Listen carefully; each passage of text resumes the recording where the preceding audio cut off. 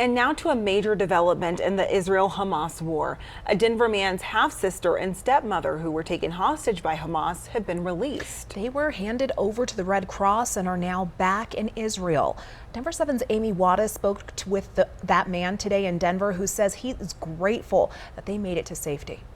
There's an intense amount of relief. Relief is just one of the many emotions Ben Ra'anan is feeling after learning Friday his stepmom Judith Ra'anan and half-sister 17-year-old Natalie Ra'anan were released from Hamas.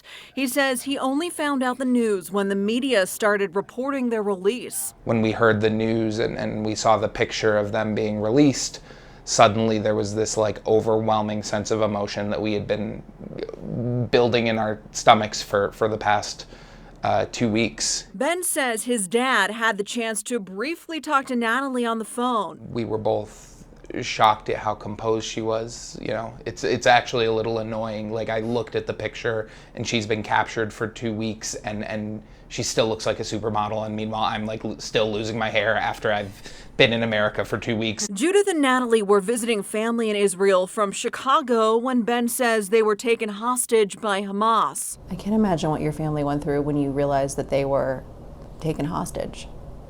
Yeah, I mean, it was a surreal experience. You know, I feel like a broken record on this, where I'm saying we aren't political. We very much believe in the sanctity of life. Were you worried that they weren't going to survive?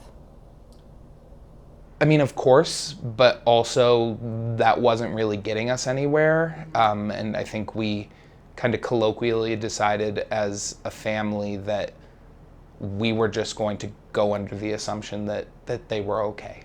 All Ben says his family can do now is be there for Judith and Natalie. Now we are pleased that we can go on a journey of healing with them and be there to support them. He's hopeful they'll be back in Chicago just in time for Natalie's 18th birthday on Tuesday.